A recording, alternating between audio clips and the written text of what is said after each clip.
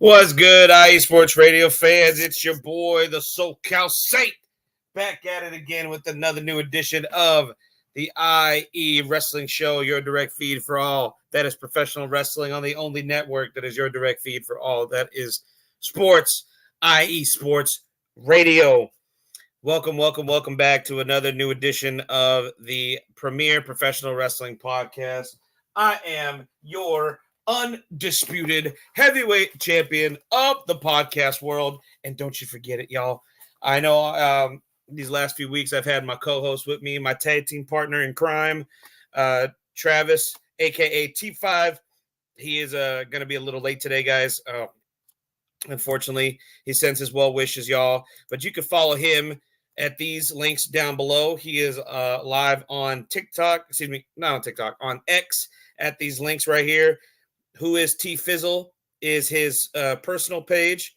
And the one right next to that, boom, right here, Crescent City _IE is the link and page to his official IE Sports Radio show, The Crescent City Connection, Saturdays, 12 p.m. Central Standard Time, 1 p.m. Eastern Standard Time, where he talks everything Louisiana sports, LSU, Grambling, the New Orleans Saints, of course, all that good stuff, the New Orleans Pelicans. If anything you want to learn about Louisiana sports, you're going to hear it from my boy T5 on Saturday afternoons, and depending on what part of the country you're in, or Saturday mornings, depending on what side of the country you are listening and watching live. T5 will be back. Hopefully here he'll be on here shortly whenever he is available. So, but you can follow me. You see my little handle right there in the little corner right there, IE Wrestling Show. That is my handle. You can follow me on the X and TikTok at IE Wrestling Show. And you are currently watching me live streaming on the official IE Sports Radio pages, our social media platforms via X and YouTube. We are live streaming right now on the IE Sports Radio official YouTube page and the official IE Sports Radio account on X at IE Sports Radio. We also have official pages on Instagram, TikTok, and Facebook. So please follow all the IE Sports Radio social media links. We're going to jump right into the show, guys. We're doing things a little differently here today. We'll get into some other stuff here in a little bit. We'll talk about how we keep the lights on here in just a short bit of time, but I don't want to waste anyone's time that has come here for some wrestling news.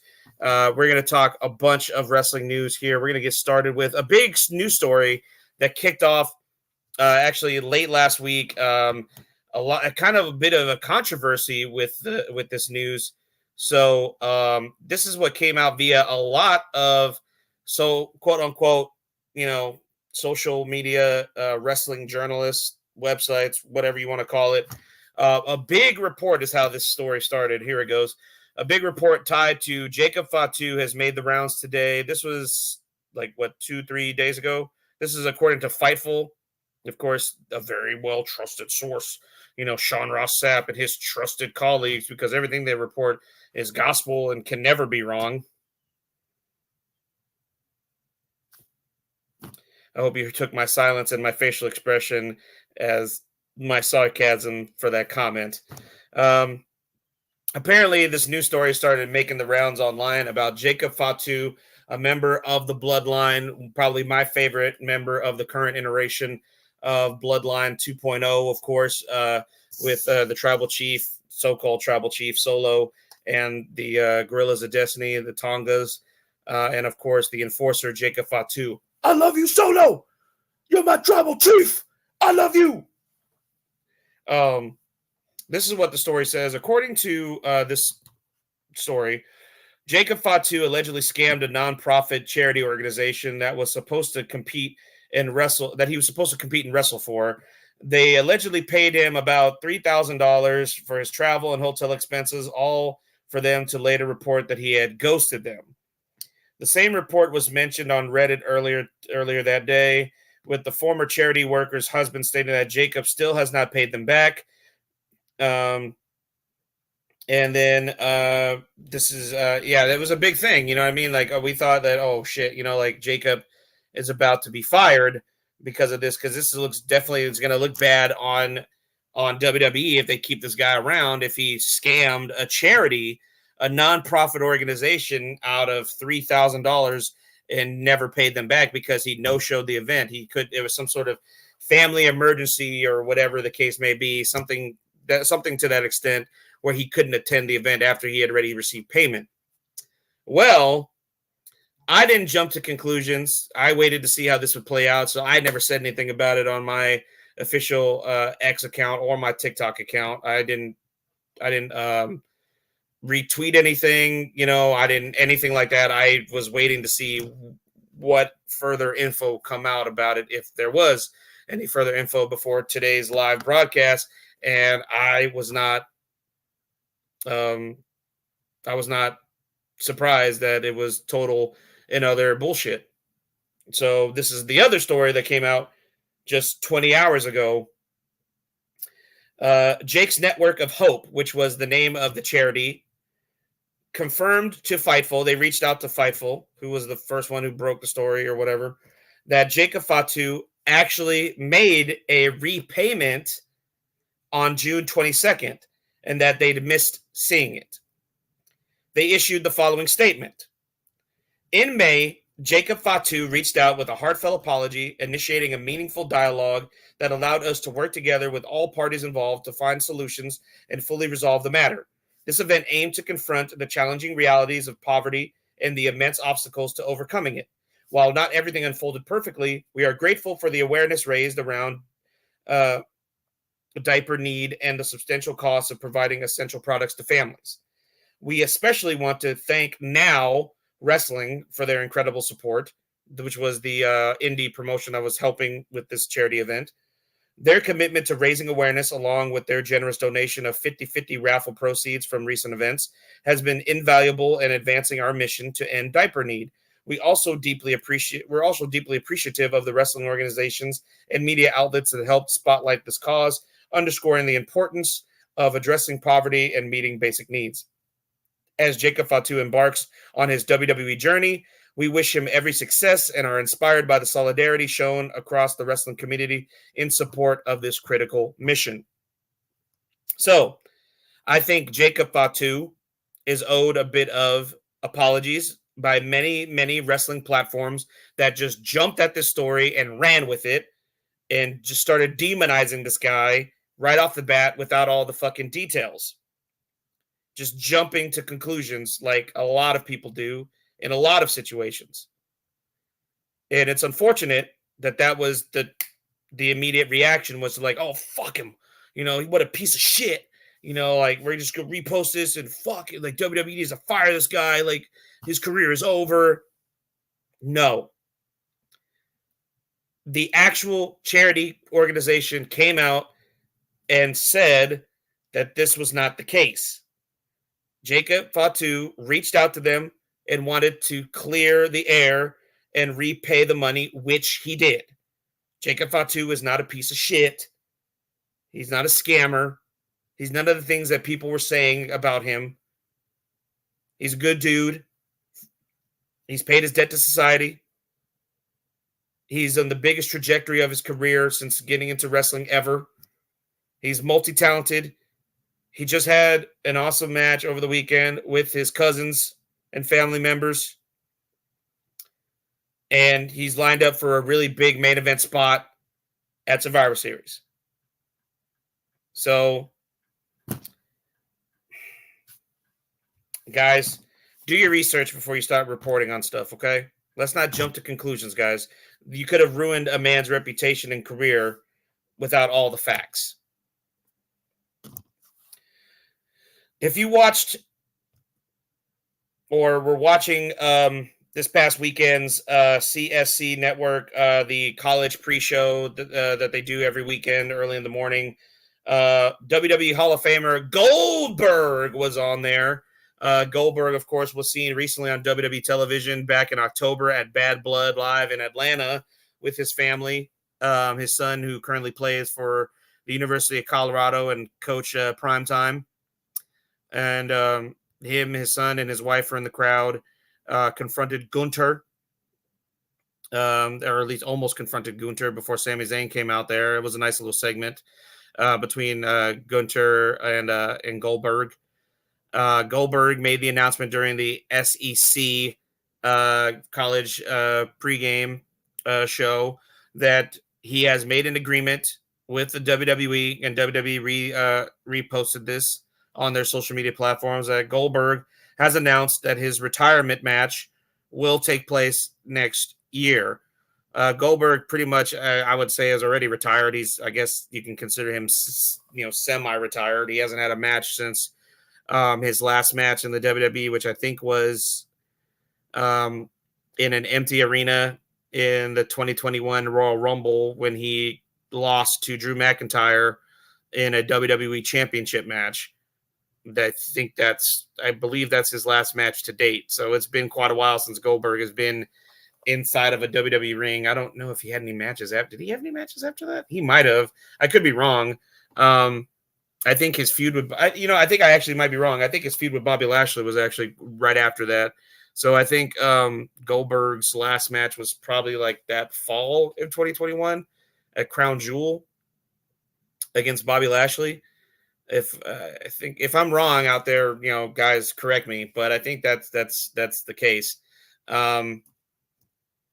So Goldberg is going to be having a retirement match next year during the retirement run of John Cena, which begins in January.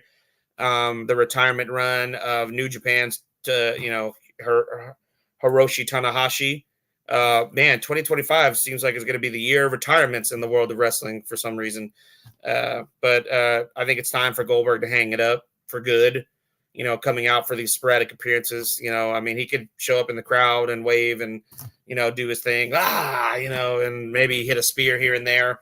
But as far as like actually having an in-ring match, I think it's long overdue that Goldberg finally hangs up the black boots, for good. So I wonder who his final match will be.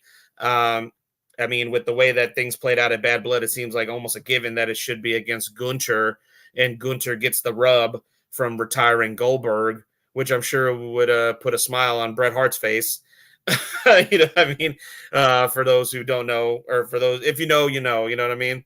So look forward to that, guys, whenever it gets closer to that time, or it actually gets announced, like when and where and against who that this will take place, with Goldberg finally hanging up the boots in 2025. Big wrestling action coming to my neck of the woods. If you live in my backyard here in the Dallas-Fort Worth area, particularly the Fort Worth area, I just came across this post. One of the bigger, I would say, not bigger, I guess I would say the more well-known indie feds out there, Major League Wrestling, MLW, which used to be, which is where Jacob Fatu made his significant impact in the world of wrestling. Jacob Fatu used to be a wrestler there. MJF used to wrestle there. David Hart Smith, aka Davey Boy Smith Jr., who actually, another little tidbit here, a little side note. Over the weekend, he wrestled for All Japan Pro Wrestling and became their Triple Crown heavyweight champion. So congratulations to Davey Boy Smith Jr., the son of the late great British Bulldog Davey Boy Smith, on winning the All Japan Pro Wrestling Triple Crown Championship. That's awesome.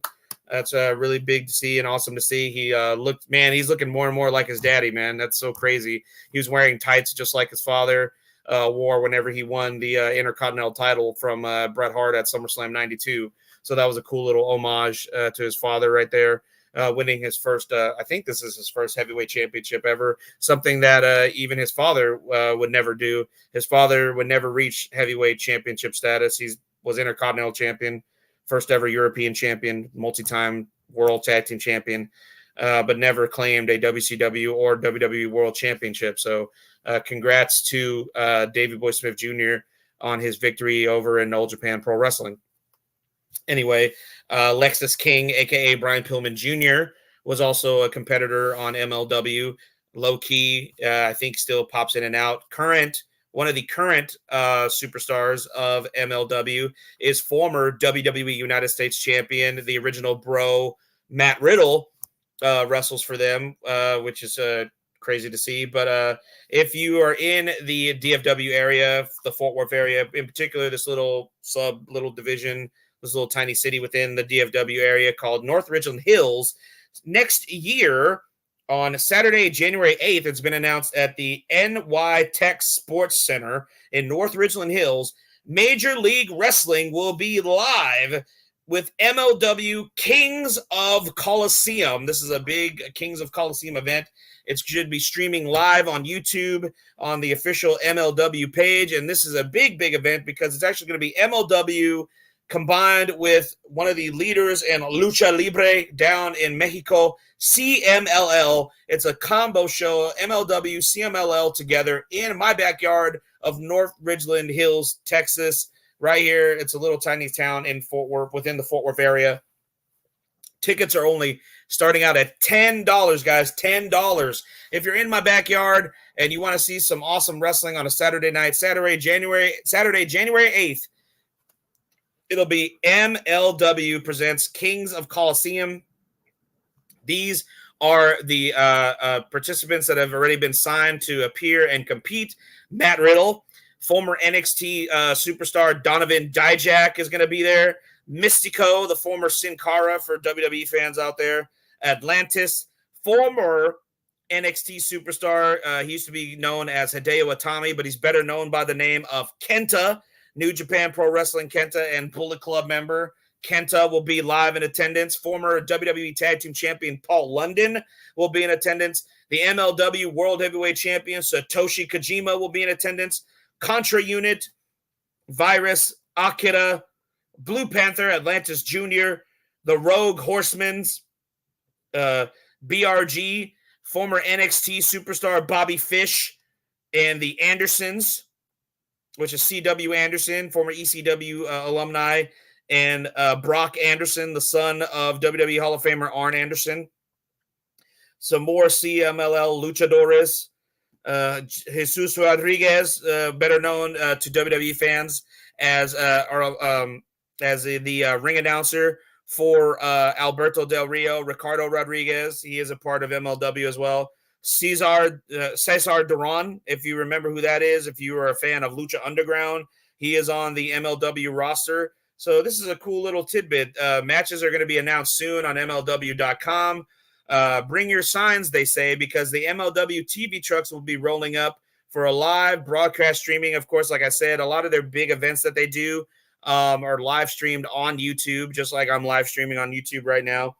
And they're actually going to be doing some meet and greets that day as well. If you purchase a VIB ticket, you get early entry to the venue. It's a front row ticket. You get to meet the wrestlers, maybe get some pictures, to get some autographs, all that good stuff. Showtime starts at 7 p.m. Central Standard Time. Again, if you're going to be in the Fort Worth area, the North Ridgeland Hills, Texas is not very far from where I stay. It's about a 20-minute drive on a good day.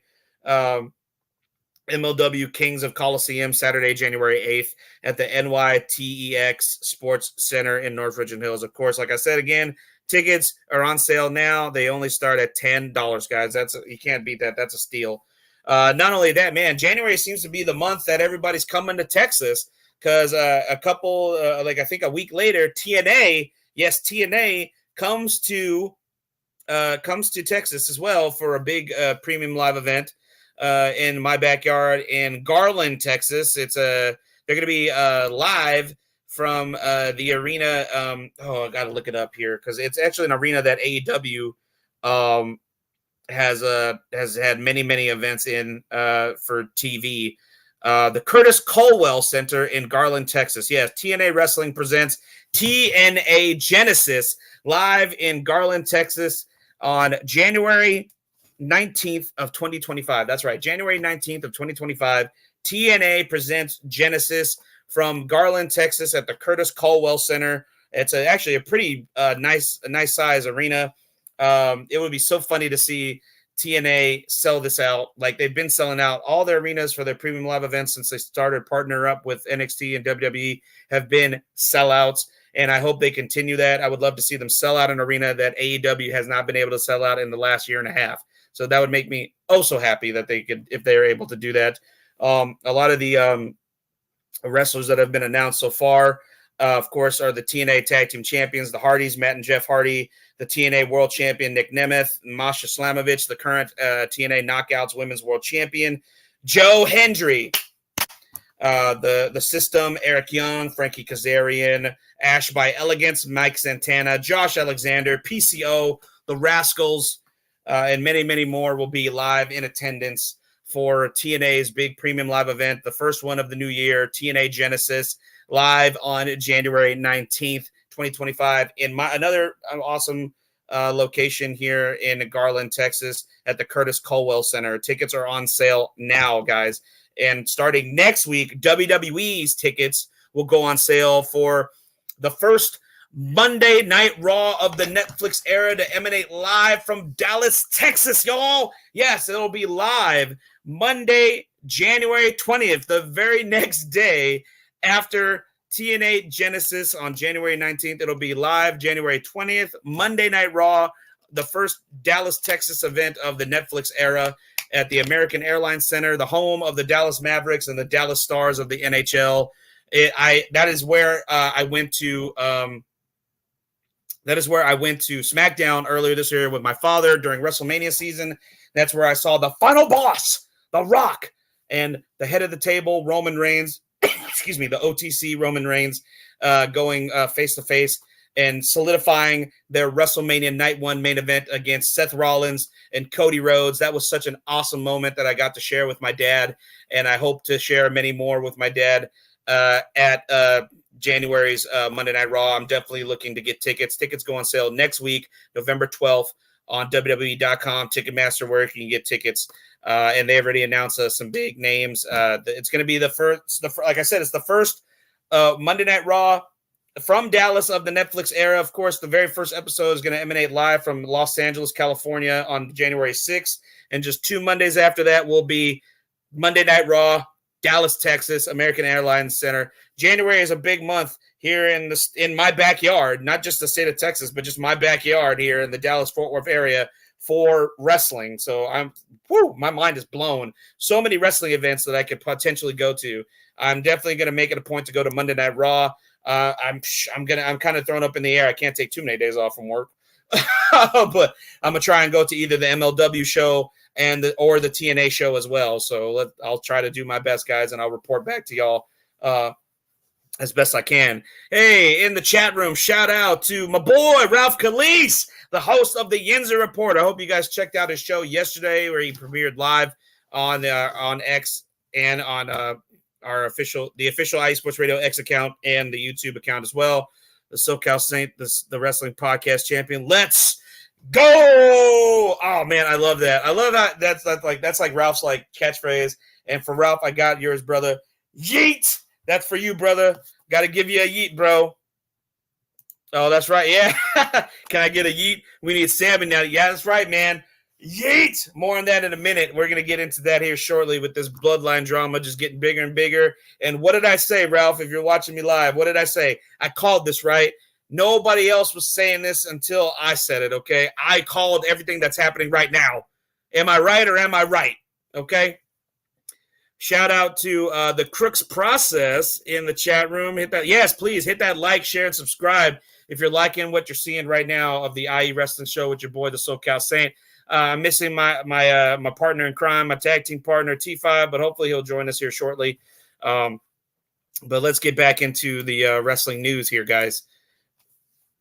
But yeah, so many wrestling events coming up. It's so crazy that there's so many wrestling events coming up in the next couple months here in my backyard. I just didn't expect so much happening at once. It's so crazy that wrestling is going to be taking up a lot of time here in Dallas Fort Worth area.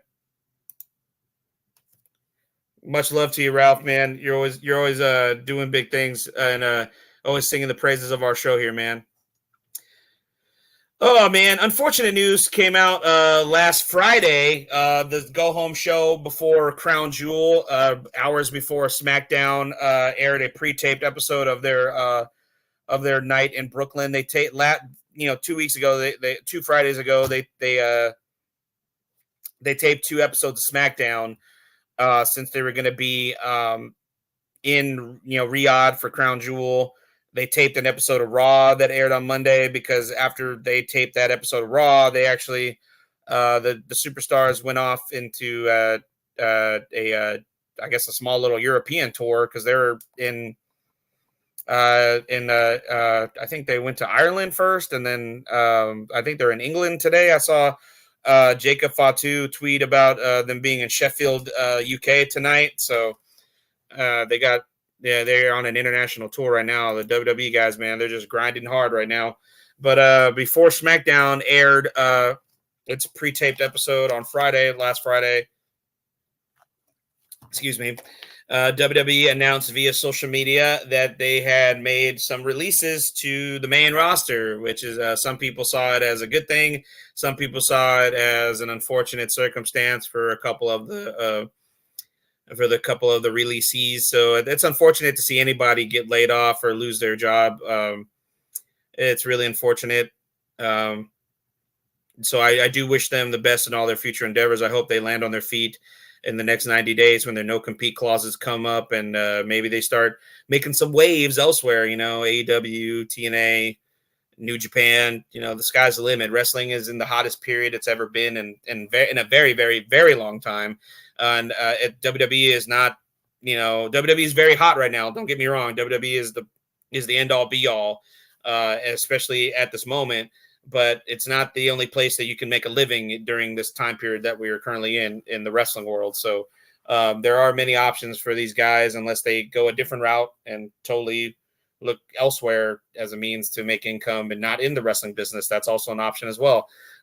So the releases that were made, and this is not the end of it. Apparently more releases are on the way. So I'm sure a lot of WWE talents are probably like biting their fingernails and, just waiting to see what happens. But as of now, the current releases that we have had are former WWE United States champion, former NXT Tag Team champion, Baron Corbin has been released from his WWE contract after being called up from NXT in the supplemental draft earlier this year. He hasn't really done much.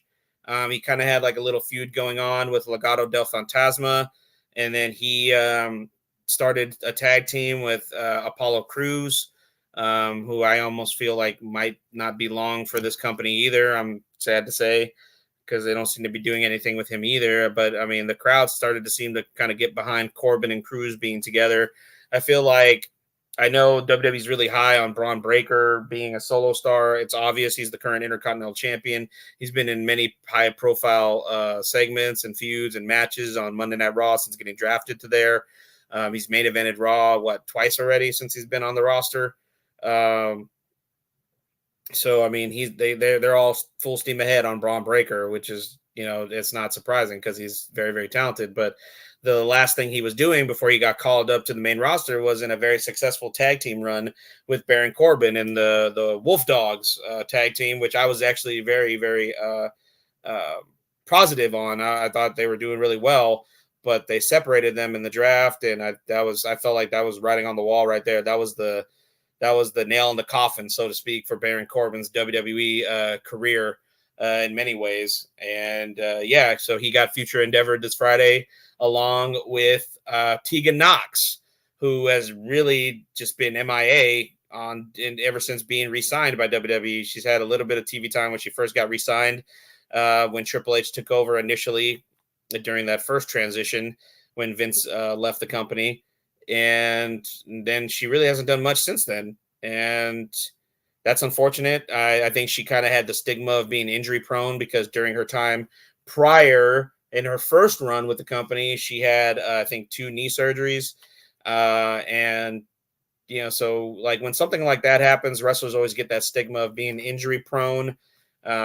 And it's kind of really hard to shake that off. You know what I mean? Because once you're considered injury prone, WWE or any wrestling company really would probably be hesitant to really kind of go full steam ahead with a push for you. You know what I mean? Because what if they start making you look, like a big star, and they're getting behind you and they're trying to give you more TV time and more in-ring time, and then boom, something else happens, and you tear another muscle in your knee or whatever, you know what I mean? Like that I'm pretty sure that's their mindset. So why put all of our chips in this basket if this basket could potentially break? You know what I mean? So I can see it from a business standpoint. It's just unfortunate because Tegan is a very talented young woman. She's very, very young in the business. I mean, she's got a whole career ahead of her. So I feel like she will come out of this better. And maybe she'll show WWE that you missed out on me. And will she find a pathway back? Maybe. Who knows? Maybe she won't want to go down that way again because of it's a road she's already traveled twice and it's led to nothing. So hopefully I do see big things in her future. Hopefully, if she's given the right opportunity, I can see her being a great addition to the TNA Knockouts division, since I'm pretty certain that Jordan Grace is going to be leaving TNA once her contract expires at the end of this year. So that'll be a hole that needs to be filled in the Knockouts division roster. I feel like AEW could be a spot for her, but I feel like the AEW women's roster is a little overinflated at the moment as well. They got a lot of girls that they're trying to give TV time to, and then there's some that they're not giving any TV time to. So who knows? The last release that happened on Friday was very shocking to me, as because she has been on TV recently. She's been in like the mix when it comes to like mixing it up with the WWE women's champion Nia Jax, Tiffany Stratton. She's kind of been in the loop with that, competing against wrestlers like Bayley and Naomi, and she's been in a tag team with Candice LeRae. I'm talking about Indy Hartwell. Indy Hartwell was released, and which was so weird that they released her on the day that the pre-taped SmackDown aired, because she had a pre-taped match on that episode. She was on that episode after so she wrestled technically her final WWE match on SmackDown in a pre-taped match, and this was hours after she had been released from the company. So technically we watched Candice LeRae and a now fired Indy Hartwell compete on SmackDown. It's really unfortunate, but Indy has been very positive in her postings on social media. Like when she heard the news, she said, smile, don't cry because it happened, or smile because it did, or something like that. She's trying to stay positive, which is good. That's the mindset you need. She's very young as well, just like Tegan. She has a whole career ahead of her. She could go and reinvent herself.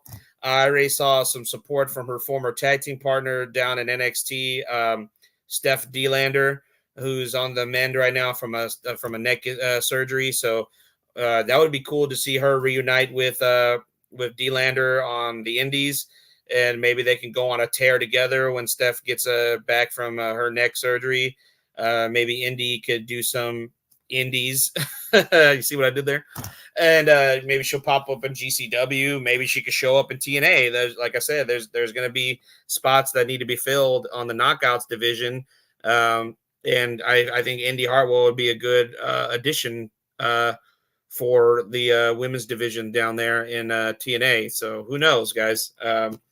It always sucks to see, like I said, it always sucks to see people lose their job. And I've heard rumors that this is not the end of it. Like we could potentially hear more releases coming. So just be on the lookout for that news. And if I see any of that, you'll hear it on my social media platforms or right here on the next episode of the IE Wrestling Show. One of the most random stories I didn't get to run with over the last couple weeks, but I wanted to get this notated today. This was actually noted a couple weeks back on the 24th of October. This news came out that WWE's parent company, TKO, of course, TKO is the parent company. Under that umbrella currently is the WWE and the UFC. TKO announced on October 24th that they have made an agreement to purchase Professional Bull Riders, PBR. If you're a fan of PBR, Professional Bull Riders, in a deal worth $3.25 billion. That's billion with a B, y'all. $1 billion. That's right. So now TKO is not only WWE and UFC, but now PBR. The most random things put together. You got professional wrestling, mixed martial arts, professional bull riding, all under the same umbrella, under TKO. Go figure. Just the most random of news items. I don't know if anybody else saw that back in October when that was first announced, but cool, I guess. Thumbs up, maybe thumbs middle. I mean, I don't care either way. I don't watch bull riding. I'm not a fan of that. I mean, to each his own. I'm not criticizing anyone who is, but whatever. Breaking news that came out of on a lot of news cycles a couple weeks back, just before Halloween. Vince McMahon, he who should not be named, is preparing a comeback. According to PW Insider, Vince McMahon has been in the process of setting up what has been described as a new entertainment hub company that would financially back, develop, and produce film and television productions. Sources believe there are no plans for this company to launch anything similar to WWE, as the focus will instead be on fiction and non-fiction products and projects. Several WWE alumni and people trusted by Vince are working with him with plans to start once his legal issues are resolved. The question is, will any network or distributor be interested in working with Vince given the controversy surrounding his WWE exit and the lawsuits filed against him? So I knew something like this would happen. I know Vince is just too much of a control freak, too much of a, I guess that's the best way to put it. He's too much a control freak to just, and a workaholic, I guess is another word I can use, is to just sit back and just, squalor off into nothingness. You know what I mean? Like, I think his ego is too big for him to just be forgotten. So Vince has to do something to bring his name back into the headlines. That's, I guess, in a less negative way, but not really. I mean, whatever. Anybody that I think ends up working with him is going to be a piece of shit, because he is a piece of shit. It's widely known now. I know there are allegations, but come on. If enough people say enough things about you in similar fashion for years and years and years, and then continue to say it, and now it's documented, it's in court cases, it's, what's that? If it quacks like a duck, if it sounds like a duck, then it's a fucking duck. I think that's the saying. I don't know. I could be wrong. Who knows? This past weekend in Japan, New Japan Pro Wrestling, out of nowhere, AEW wrestler Ricochet showed up at NJPW Power Struggle and laid out the IWGP Heavyweight Champion of the World, Zack Sabre Jr., and let it be known that he will be challenging for the IWGP World Heavyweight Championship at the co-branded AEW NJPW show, Wrestle Dynasty. So, Zack Sabre Jr., one of the most technically sound wrestlers in the world today, will be going up against the flippy-dippy, most gymnastically trained wrestler in the world today, so to speak, Ricochet. It's a clash in styles. I'm sure the Japanese crowd will give it a nice golf clap, and I'm sure all the AEW diehards cannot wait to just jizz their pants over this match. Yeah, can I say that on here? I don't know.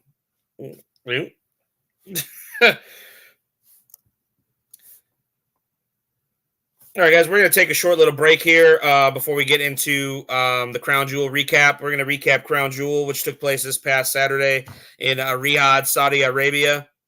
And when we come back, we're going to get into that, as well as preview tonight's big face-off between NXT 2300 and AEW Dynamite.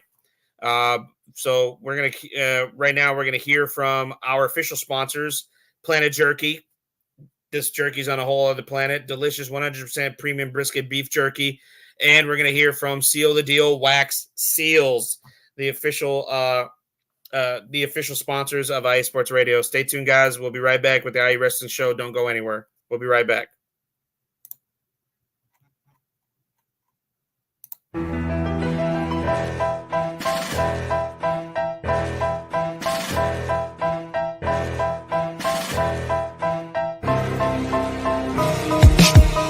For the last 10 years, IE Sports Radio has been bringing you amazing content ranging from interviewing legendary athletes, coaches, and other authorized media personnel to building tailor-made shows dedicated to all major sports cities around the country.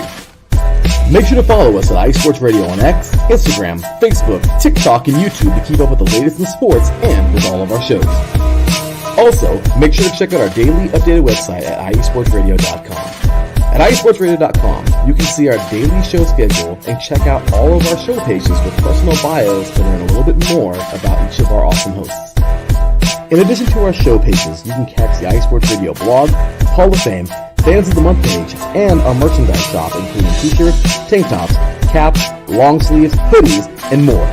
For now over a decade here at iSports Radio, we've continued to be by the fans, for the fans, and we thank you all for your support and for making iSports Radio your direct feed for all that is sports.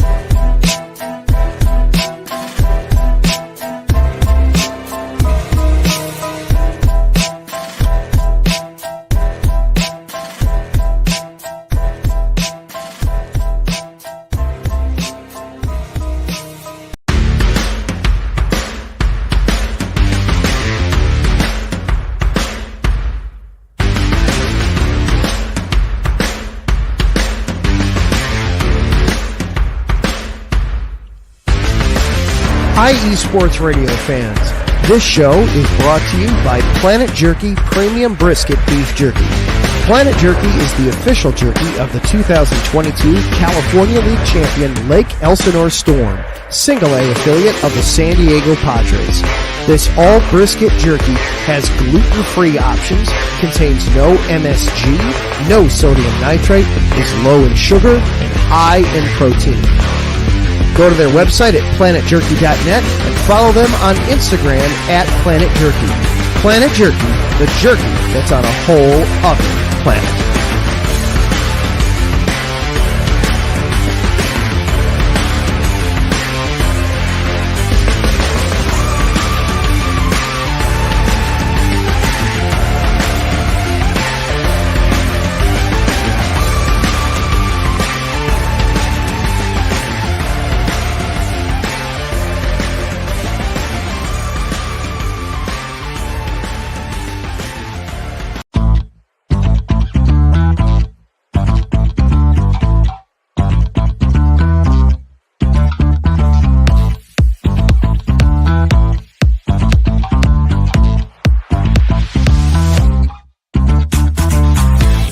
Hey there, eSports Radio fans. Be sure to check out our sponsor, Seal the Deal Wax Seals by Cecilia B.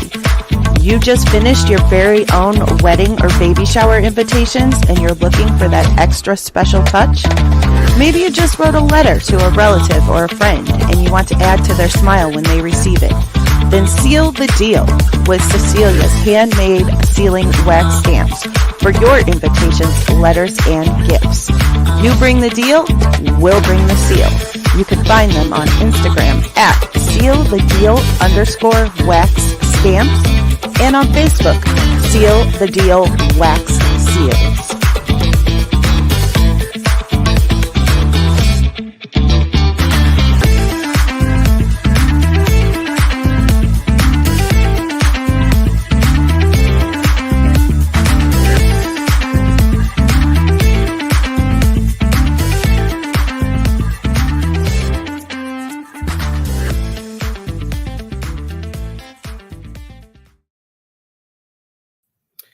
What's good, IE Sports Radio crew and fans? We are back live on the IE Wrestling Show. We just heard from our official IE Sports Radio sponsors, Planet Jerky, the 100% premium brisket beef jerky, and Seal the Deal Wax Seals. And not only that, we gave you a little tidbit, a little overview on IE Sports Radio, on all our social media platforms, all the podcast platforms we're available on, and, of course, our official website.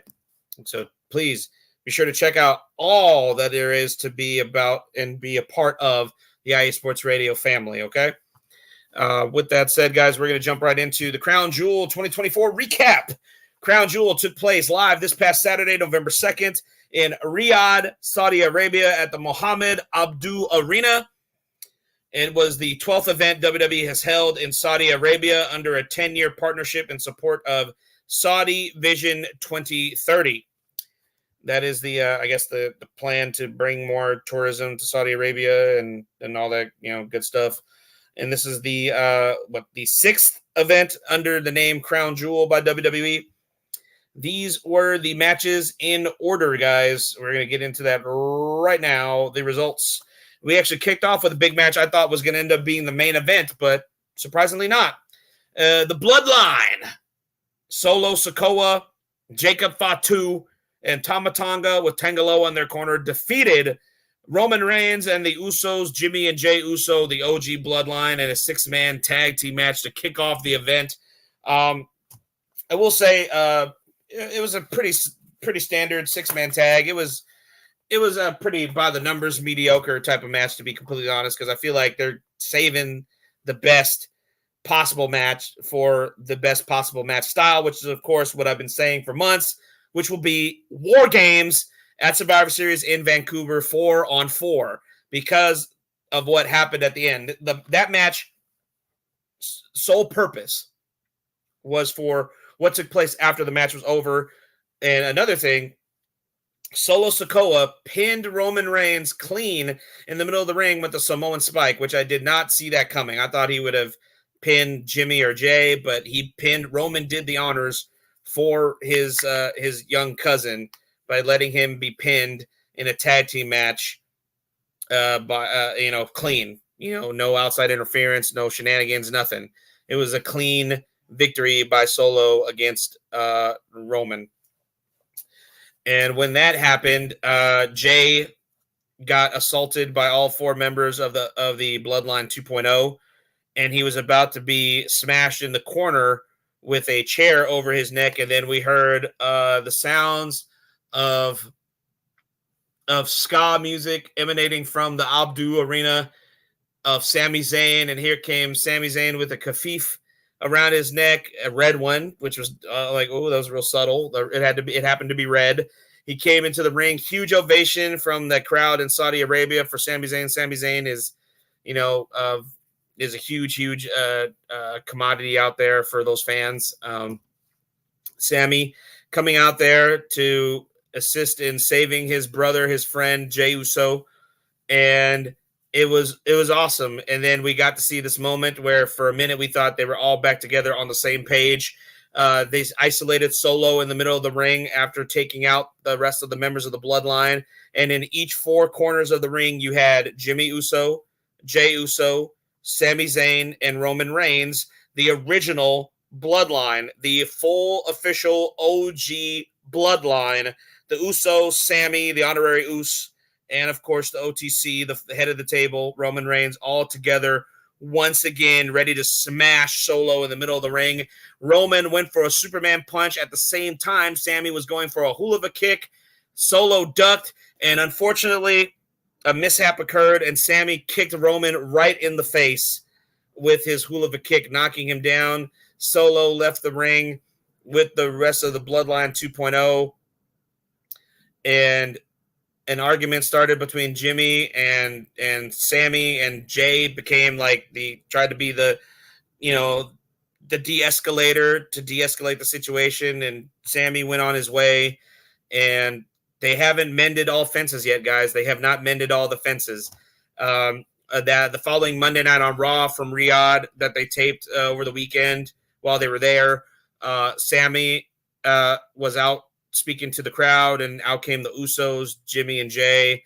And Jay was trying to plead the case, like, Sami, we need you, bro. Like, we need you with us. And Jimmy is still not convinced. Jimmy is still hating on Sami. Jimmy is like, he ain't family, bro. He ain't family. And Sami, politely declined, getting involved, because he said, even Sami said he felt that for just a minute, that moment when they were all in the 4 corners together. He said it felt like old times of them running roughshod over the WWE, doing the damn thing. But Sami said, I'm out, and he walked away. But Jay is trying to mend the fences, man. Jay is trying to be the glue that brings them back together. And Jimmy said, he admitted, I was wrong. Jay admitted, I was wrong for when I said you weren't family the week prior to Crown Jewel. You are family. I'm Jey Uso. This is Jimmy Uso, and you're Sami Uso. He officially recognized him as an Us, not just an honorary Us, but a full-blown Us. And he asked him to please come to SmackDown this Friday so we all 4, including Roman, can talk. And man, I cannot wait to see that episode of SmackDown in just a couple days. live on USA when all four, because you know Sammy's going to show up. There's no way Sammy's not going to show up. So that's going to be a big segment on SmackDown for all four of them to be in the ring, and maybe, just maybe, we start seeing the fences mended that leads to what I already have been saying for months will be the main event of Survivor Series War Games, the OG Bloodline, Roman Reigns, Jimmy Uso, Jey Uso, Yeet, and Sami Zayn against the Bloodline 2.0, Tama Tonga, Tonga Loa, Jacob Fatu, and Solo Sikoa. That's I've been saying it for months. It doesn't need to be 5-on-5. It needs to be just a 4-on-4, the original 4 against the new 4. And my mind is blown that yes, everything is falling into place. I cannot wait. I cannot wait for this Friday night on SmackDown. Next match on the card was actually, in my opinion, one of the best matches on the card, if not the best match on the card. It was really fun. All these ladies showed out. They got the crowd on their feet. The crowd seemed a little stale on them at first because, I mean, I don't mean no disrespect, but the Saudi crowd is never usually super overwhelmingly happy when the women are on the card. And, you know, but they're starting to get a little better as the years have gone by. And they really gave a lot of respect and a lot of adulation to these ladies, especially for the performance that they put on in the ring. It was a fatal 4-way tag team match for the WWE Women's Tag Team Championship. Bianca Belair and Jade Cargill successfully defending their tag team titles against Damage Control, Kairi Sane, and Io Sky. The Meta 4, Lash Legend and Jakara Jackson, and Chelsea Green and Piper Niven. What an awesome match. All 8 of these women, all 4 of these teams really gave a hell of a performance. A lot of crazy high spots, just so athletic. All 8 of them, just in a fantastic ending, showing the strength of Jade Cargill when she carried Piper Niven on her shoulders, and Bianca Belair hit a clothesline and a modified version of the Legion of Doom's Doomsday device for the victory. 1, 2, 3. Jade Cargill and Bianca Belair still the WWE Women's Tag Team Champions, but give it up to all ladies involved in this match, including the Meta 4, the NXT talent. I'm not surprised that I think these ladies are officially on the main roster now. I don't think they're a part of the NXT audience, or the NXT roster any longer. I've been seeing a lot of reports since Crown Jewel that the full group, the entire Meta 4, which consists of Lash, Jakara, Oro Mensah, and Noam Dar, all 4 of them are being called up to the main roster. At least that's what I've been reading, not just the 2 ladies. So if that's the case, then it's about damn time. I feel like Noam Dar has been overly ready for the main roster. Oro Mensah has been great on NXT, but the ladies, man, they're the peak right now. They are so talented, and they have such a huge future ahead of them. I've just seen nothing but good things in their future. So one day they will hold those women's tag team titles for sure. Next match on the card, another fun match. Seth freaking Rollins defeated Bronson Reed in an awesome grudge match. A lot of people were a little critical of the outcome of this match, saying that Bronson should have won this match. Bronson's buried. In no way, shape, or form do I see that happening, because it would have been a burial if Bronson lost after just one curb stomp from Seth Rollins. That wasn't the case. It took 3 massive curb stomps from Seth Rollins to get a victory over Bronson Reed. And not only that, Bronson Reed was back on his feet shortly after the 3rd and final curb stomp, staring at Seth Rollins as Seth Rollins was walking up the ramp. Victorious, yes, but did he really slay the beast, so to speak? Absolutely not. Bronson Reed, his push is still ongoing. He looked strong in defeat, and sometimes that's better than a victory. Looking strong in defeat just keeps the story going, keeps the narrative running, and it really keeps the strength on both superstars. Seth needed the win, and Bronson looked strong in defeat because he didn't just give up after one curb stomp. It showed that Seth had to pull out all the stops. He had to go into his bag of tricks multiple times to beat this massive monster in big Bronson Reed. So I think both men were winners in this match after the match. You know what I mean? So people shouldn't be so critical about the who wins and who loses. Look at the overall picture. It told the story that it needed to tell, and it's going to continue in the future, and it's helping both superstars, especially Bronson, because Bronson's the one that needs to push because he hasn't really been doing much on the main roster of note until just the last few months when he just started just demolishing fools with his tsunami. Like that. He is over, dude. I am a big fan of Big Bronson Reed. That dude is awesome. He's one of the best big dudes in the industry today. Next match on the card was the first match for the Crown Jewel Championship, the Women's Crown Jewel Championship.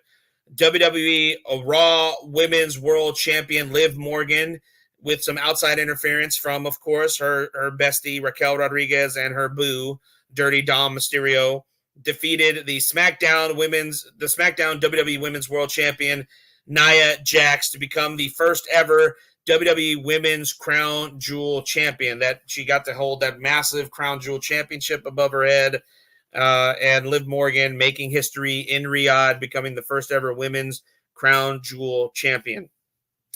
And what was supposed to be the next match after that was never officially started. It just became a brawl that went on for almost like 10 minutes, but it was awesome. It got people intrigued and ready to see them go at it once again. Kevin Owens and Randy Orton went to a no contest because the match never got started. They just started whooping the hell out of each other before the bell even rang. It brought out officials. It brought out referees. People were getting RKO'd left and right, stunnered left and right. Adam Pearce even ate an RKO from Randy Orton. And at the end, Kevin Owens got the upper hand on Randy by hitting a elbow drop through multiple tables outside of the ring in the middle of the audience in the arena. And that's how that ended. The semi-main event was the triple threat match for the United States Championship. And man, did I enjoy this match. What a great triple threat match this was. L.A. Knight, retained the WWE United States Championship against Andrade and Carmelo Hayes in a awesome match. I was so happy to see Andrade and Carmelo get rewarded with one of them big Saudi paydays by being on the card. And this was a great match, man. Andrade had the crowd on their feet with multiple crazy spots. Carmelo won over the crowd as well in this match. And, of course, the fans were already in the pocket of L.A. Knight. L.A. Knight still over like Rover. I hate rhyming, but yeah. One of the coolest spots was actually the spot that ended the match. Carmelo went up for a tilt-a-whirl into what he usually does is an armbar from there. But when he landed on his feet, L.A. Knight out of nowhere grabbed him and boom, BFT. And the force of that, while Carmelo was holding Andrade's arm, brought Andrade down. Carmelo, boom, head first into the mat with BFT. L.A. Knight covers him. 1, 2, 3. L.A. Knight still the WWE United States Champion. And just what a cool sequence that was. That was really an awesome finishing sequence right there. Very, very out of the box. I did not see that coming. It was really awesome. I loved it. The match was great. The finish was even better. A seal of approval from the SoCal Saint on that one. The main event, very classic, very awesome, hard-hitting, just very, catch can, just hard-hitting wrestling match given a flat 23-minute time limit. That's where the match ended. It was a full 23 minutes, just even right there. For the inaugural men's WWE Crown Jewel Championship, Cody Rhodes, the undisputed WWE champion, defeated Gunther, the world heavyweight champion. Gunther, who very rarely loses a match, and cleanly, I might add. Every victory that he's ever had, or every loss he's ever suffered, has always been clean. There's never been really any shenanigans in the losses that he has suffered. It seems like it just means that much more that Gunther is defeated soundly and fairly whenever it does happen. We can count on one hand now, or possibly two now, of how many losses he's had since coming to the WWE, and that's including his run in NXT and NXT UK. He lost to Ilya Dragunov. He's lost to Braun Breaker. He's lost to Oh my God, who else has he lost to? Sami Zayn. He has lost to. Oh my God, I'm missing one. Oh my God, who am I missing? Ilya Dragunov, Braun Breaker, Sami Zayn at WrestleMania this year. Man, I can't think of the other one. I know there's 4. It was 4 originally. For some reason, I've lost my train of thought. Anybody in the chat room who knows who the other person is, because there's someone else in that mix. I think in between Sammy and Braun has defeated him, and then Cody is now on that list. So Cody now is on the short list of people who have beaten Gunther since Gunther came to the WWE, and it was a great match, really hard hitting, awesome match. Definitely a favorite of mine this weekend.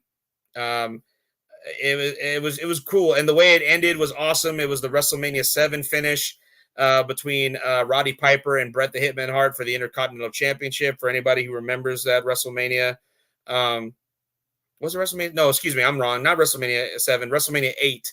It was the WrestleMania 8 finish for Bret the Hitman Hart and Roddy Piper's Intercontinental Championship match. In that match, if you know any old school fans out there remember.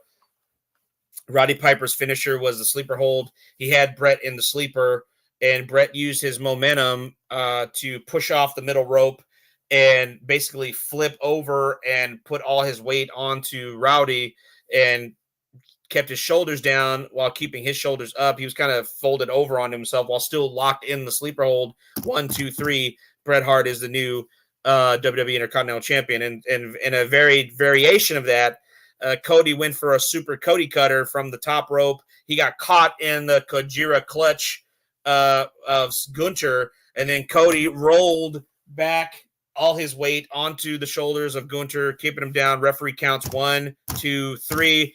Cody Rhodes gets the victory clean over Gunther. And then out comes Triple H and some representatives of the Saudi royal family to congratulate both Liv Morgan and Cody Rhodes, present them with their huge, massive Crown Jewel championships, who will remain in Saudi Arabia. For those who didn't see the pre-show with Triple H or the press conference the night prior or the day prior, where Triple H announced that the championships will remain in Saudi at their WWE Experience, which is a interactive, I don't even know what to call it, interactive WWE center kind of. I mean, it's almost like what I would imagine a Hall of Fame would be here in the United States, which we desperately need one. We need something similar. I don't know why they didn't build one out here. I don't know why the first one of its kind was built in another fucking country. I don't see myself going to Saudi Arabia anytime soon to experience the WWE experience. So anyway, we desperately need something like that here in the United States, though, for sure. But Triple H announced that the actual championship titles will remain in Saudi Arabia because this is going to be a yearly thing. And so the titles are not going to be going home with the champions, but the champions were presented after the show was over in the WWE post show. They were presented with official championship rings, these massive, beautiful Crown Jewel champion rings. So Liv Morgan got her ring. Cody Rhodes was presented with his ring. And it was cool. Those rings they're fucking huge, man. They're like Super Bowl rings. You know what I mean? They're just big, massive.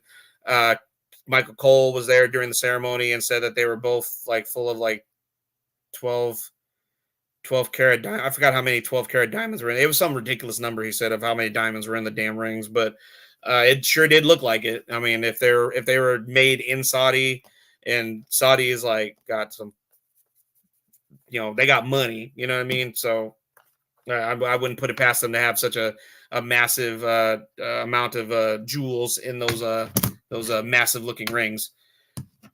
But yeah, that was Crown Jewel, guys. Pretty decent show overall. It was a nice little filler as we wait for WWE's next big event, which is one of the big four. Of course, the big four, as you know, is the Royal Rumble, WrestleMania, SummerSlam, and of course, Survivor Series. Survivor Series is coming to you live the weekend of Thanksgiving, November 30th. It'll be live in Vancouver, British Columbia, in Canada. Oh, Canada. And that's where we will see, I'm sure, in the next coming weeks, we'll get the solidification of the main event, the War Games match between the OG Bloodline and the Bloodline 2.0. Mark my words. I've been saying it for months. It's already happening. If you think I'm wrong, then you're fucking stupid and you haven't been listening to my show at all. No offense. We're going to take a quick little break, guys, and when we come back, we're going to get into the preview for tonight's big wrestling event. We got head-to-head. AEW Dynamite goes head-to-head with NXT 2300 live from the ECW Arena. Woo! Man, I cannot wait. We'll be right back. We're going to hear from some of our IE Sports Radio affiliates, and we'll be right back with the IE Wrestling Show in just a moment. Stay tuned, guys. Do not go anywhere.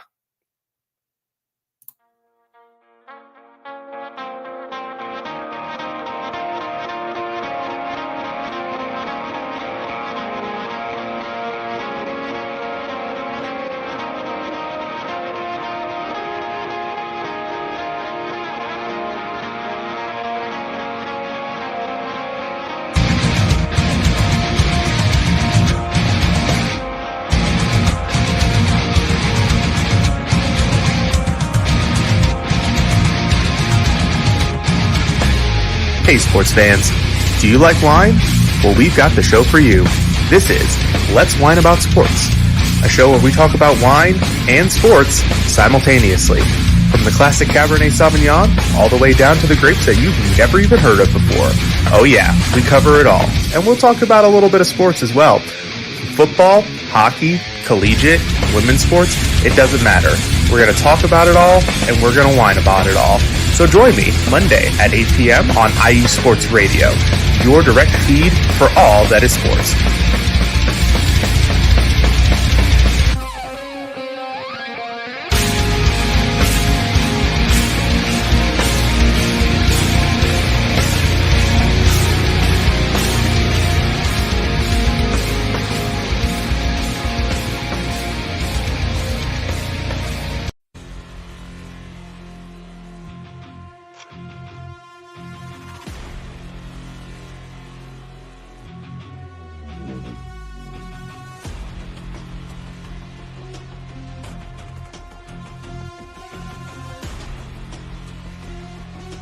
What's up, Pittsburgh? This is Ralph DeLeese, the host of the Injury Report on IE Sports Radio, your direct feed for all that is sports.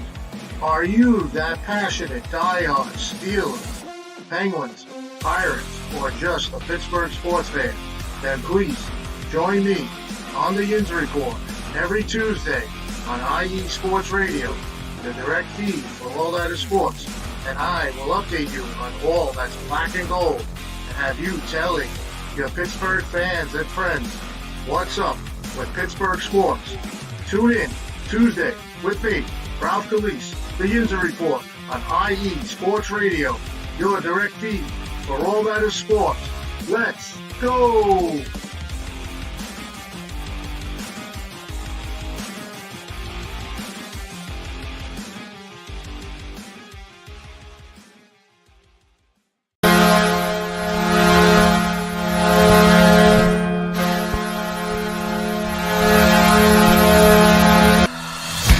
Hockey fans, I'm Adam Kernick. And I'm Zach Puplis. Together, we are the newest version of Hockey Talk on IE Sports Radio, The Neutral Zone. Zone. We love hockey, but we also know it's not everyone's first sport. So we want to make this show as much for new fans as for the diehards. Whether you can name all the Swedes on the 08 Red Wings Stanley Cup team, or if you can't tell if Varlamov is a goalie or the latest trendy vodka, we're here to help. With facts, figures, and outrageous fans, we bring you all the hard-hitting hockey news you can handle, while still keeping it fun and on the rails. Well, mostly. So tune in every week as we go around the hockey world, from college to Canada, the minors and the majors, and everywhere in between.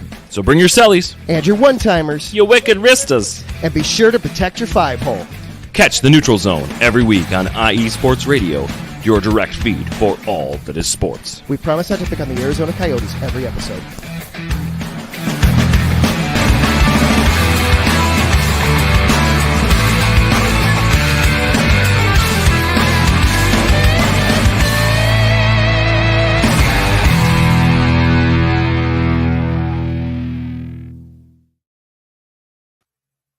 What's up, IE Sports Radio fans? If you're still tuning in live, we just went over the recap of the 2024 Crown Jewel event this past weekend in Riyadh. Pretty decent show, like I stated. The tease of the reuniting of the OG bloodline is in full effect. So more stuff to look forward to this coming Friday. Again, don't miss out on SmackDown this coming Friday when Sami Zayn shows up on SmackDown to have this powwow with Roman, Jimmy, and Jey Uso. It's going to be must-see television. Bloodline equals cinema, guys. It has been for the better part of 2 or 3 years now. So you don't want to miss out. Definitely don't want to miss out. But tonight, another thing you don't want to miss is the big wrestling war that takes place for ratings victories, guys. It will be tonight. NXT 2300 goes one-on-one with AEW Dynamite. Who comes out on top? Who will have the better ratings? Who has the better show? We're going to run down the match card for each show, starting with AEW Dynamite. So AEW Dynamite tonight is going to be airing live from the SNHU Arena in Manchester, New Hampshire. Last week on AEW Dynamite, if you missed it, you missed the return to wrestling television of former two-time WWE champion, the almighty Bobby Lashley. He probably can't be called that because I'm sure WWE owns the trademark for the almighty. But Bobby Lashley is back in a wrestling company that's on television. He's on AEW, aligning himself with MVP and Shelton Benjamin to reunite what used to be known in WWE as the Hurt Business will now be known as the Hurt Syndicate. And they took out the former AEW World Champion Swerve and his manager, Prince Nana. And we're going to hear from the Hurt Syndicate live tonight in New Hampshire. I mean, it's cool, I guess, that Bobby's there making a living. I like what they've been doing with Shelton as well, I guess. I mean, I feel at this age and they're in this part of the game, I feel like they need to be doing the honors, not having the honors done for them. But that's on, I'm not the one that owns a wrestling company. I'm not an armchair booker. Another thing is I wouldn't recycle another failed faction. I mean, it was popular, but ultimately it failed from the WWE because he did that with the Undisputed Elite. Tony Khan did that, when Adam Cole, Kyle O'Reilly, and Bobby Fish were all under contract together, and they created the Undisputed Elite. And then now you got the Hurt Syndicate, which is just the Hurt Business without Cedric Alexander, since he's still under contract with WWE. So they're just retooling old WWE gimmicks for their television. But hey, whatever. That's if the AEW crowd likes it, then more power to them. But whatever.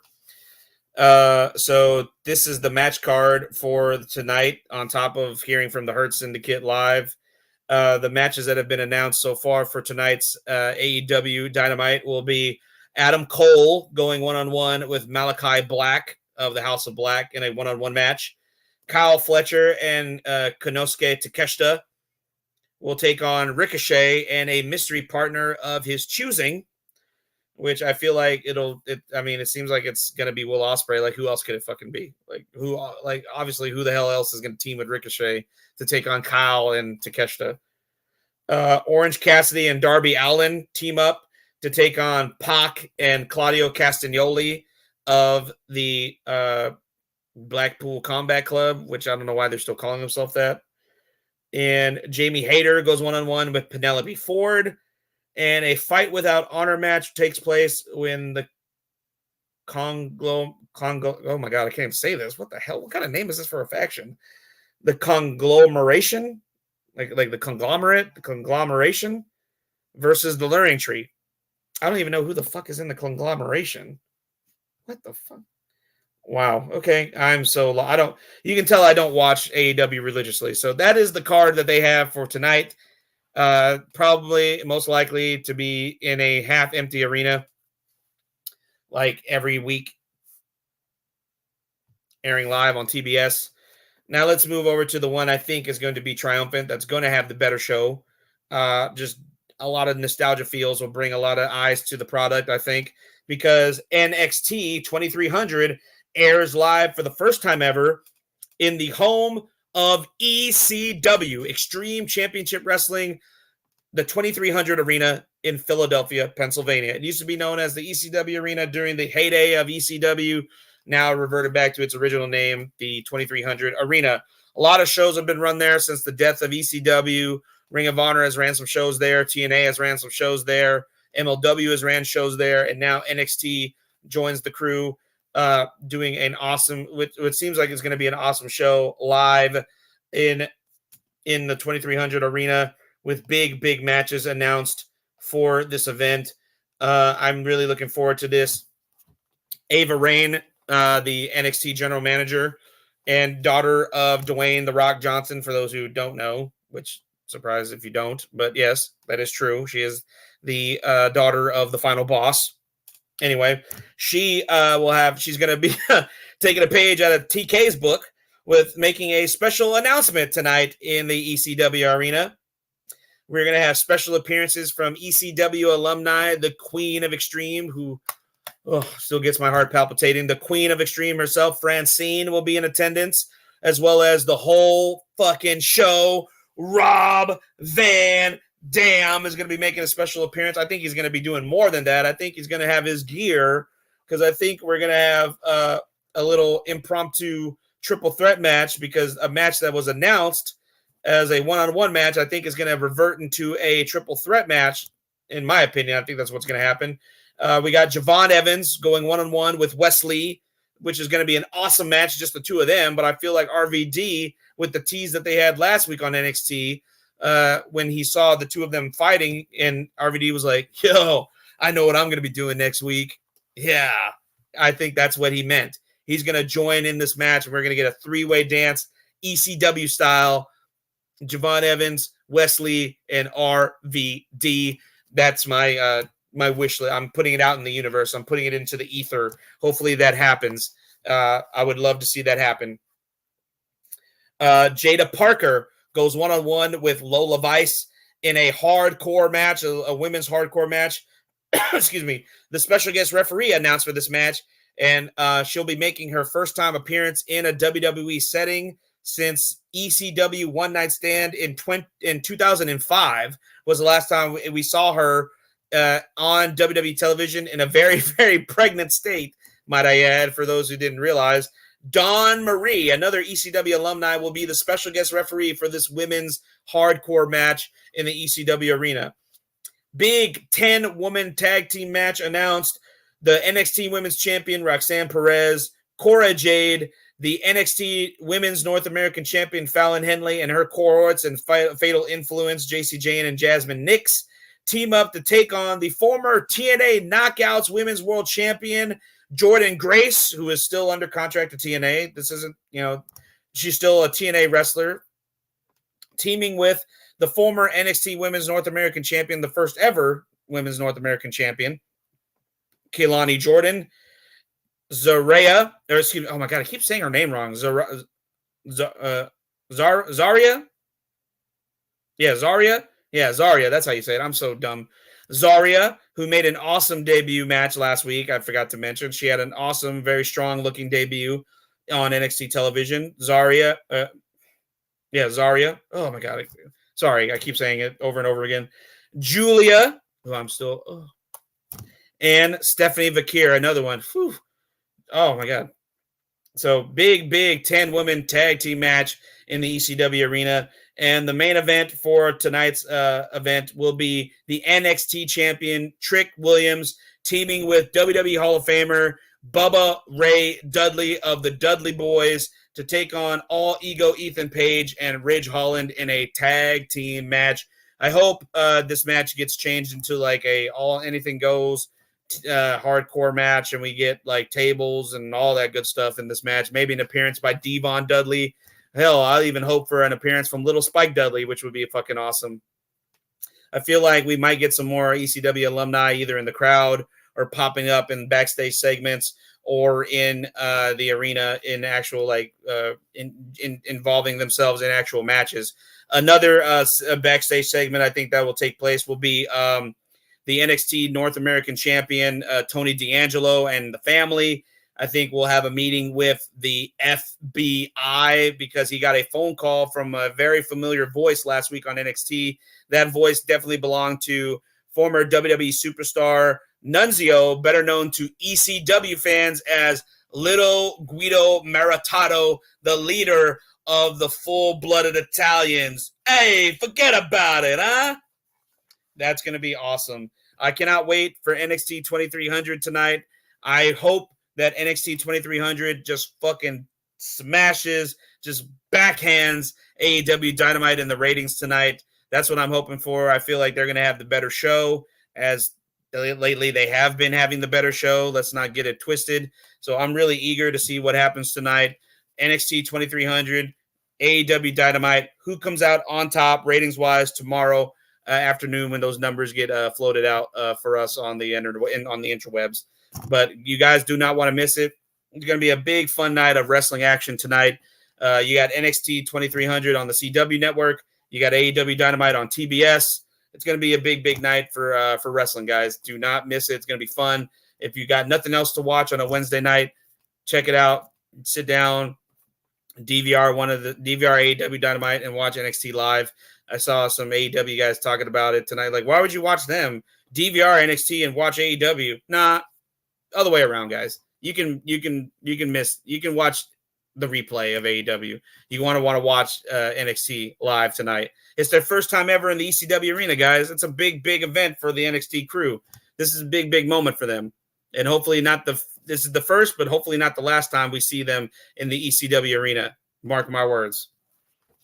We're almost done here, guys. We're gonna take one short little break, and we'll be right back for my closing little statements, but we're going to hear from a couple more of our affiliates here at IE Sports Radio, and we'll be right back with the IE Wrestling Show. Do not go anywhere, guys. Stay tuned. We'll be right back in just a moment.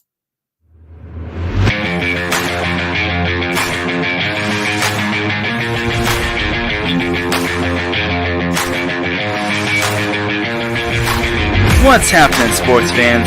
Are you a fan of Southern California sports? Are you looking for a show hotter than a hot summer day in California? Then look no further than the SoCal Supreme Sports Show, where I talk about all things Southern California sports. That's right, all sports teams from Southern California. From the hard-hitting tackles of the NFL, to the killer crossovers and big three-pointers of the NBA and WNBA, to the grand slams of the MLB, to the bone-chilling goals of the NHL, and to the booming kicks of the MLS. The SoCal Supreme Sports Show has it all for you. Oh, and let us not forget about the college sports as well. So join me, Taryn Rodriguez, every week here on IE Sports Radio, your direct feed for all that is sports.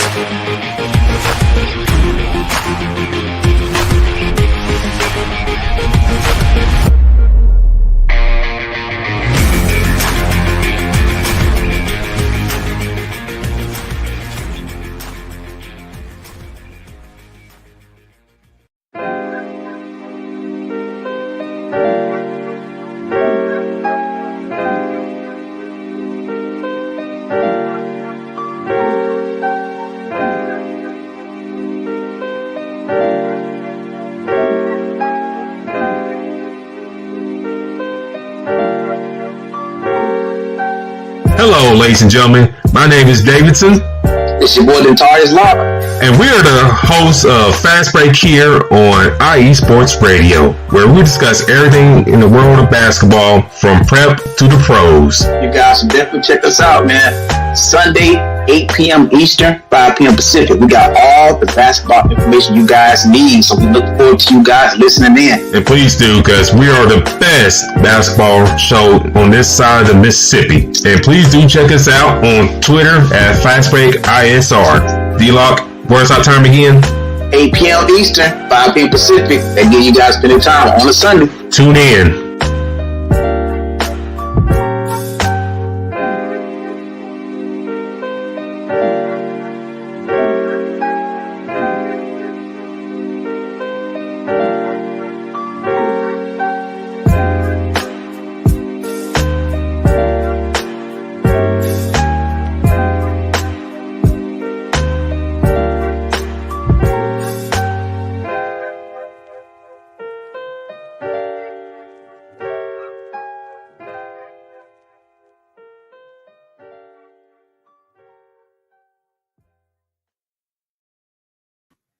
What's up, y'all? We are back live here on the IE Wrestling Show. I hope you guys enjoyed today's show. I know I said T5 was going to be joining me at some point. Unfortunately, T5 could not make it today. So, I mean, I know he wanted to be here with y'all and talk wrestling with me. But T5 hopefully will be back with us live next week. Same SoCal Saint time, same SoCal Saint channel. It's going to be an awesome show next week. We'll get into some wrestling news. And hopefully, like I said, T5 will be live with us, of course, for next week's program. But do yourself a favor, do me a favor, and show him some love. Go to his social here on X and follow him on both his accounts. Who is T Fizzle is his official personal page. And then Crescent City _IE is the official page for his show. That's every Saturday, 12 p.m. Central, 1 p.m. Eastern Standard Time on YouTube and right here on IE Sports Radio's official X account, the Crescent City Connection. So do me a favor and go show him some love, follow him, like, share, and subscribe, all his postings as well. And please do yourself a favor and do me a favor again and follow me at the IE Wrestling Show. That is my official handle on X and on TikTok. And you can actually find a lot of my backlogged episodes on the official IE Sports Radio website at iesportsradio.com/the IE Wrestling Show. If you're now becoming a fan of my show and you want to hear some of the older episodes I've done, go to iesportsradio.com where you can join for free. You can create an account and you can listen to all of my past episodes and up-to-date episodes every week as well. And if you want to throw some shekels our way and give yourself some awesome IE Sports Radio merch, like this official IE Sports Radio logo t-shirt. It even has our slogan on there, your direct feed for all that is sports. Right there, go to iesportsradio.com/shop and order yourself a t-shirt. We got hats. We have tank tops. Hopefully with the winter coming in and the colder weather, we could get some hoodies as well. I'll keep y'all posted if those get added to the inventory of the shop. And please follow us on all podcasting platforms as well. That's going to be Geo7, Apple Podcasts, Spreaker, Spotify, iHeartRadio, Google Podcasts, Amazon Music /Audible, all those awesome platforms as well. Please follow us on all social media platforms, X, Instagram, Facebook, and TikTok, and, of course, the official IE Sports Radio YouTube channel, which if you're watching me live on it right now, awesome. Please hit that like, share, and subscribe. Hit that like, repost on X as well, because we're premiering live right now as well. If you're on my official Facebook account, which is showing this episode right now as well, please hit that like and share for me as well. I would definitely appreciate it. Give me a thumbs up, a heart, a care, whatever. If you want to give me a sad face and an angry face, that's fine too. As long as you give me some sort of reaction. I love the feedback. For everybody in the chat room that joined me live, I do appreciate it. Shout out to my boy, Ralph Calise, host of the Injury Report, for being here, watching the show live. I do appreciate all the love, man. To all the fans of IE Sports Radio and fans of professional wrestling and fans of my show, the IE Wrestling Show. Thank you all for tuning in again. It's been awesome. Take care, guys. I'll see y'all next week. Me and T5 will see y'all next week. Take care, y'all. Peace. Stay blessed. Keep your chins up, stay positive, and just pray, y'all. We'll be all right. I love y'all. Take care. We'll see y'all next week.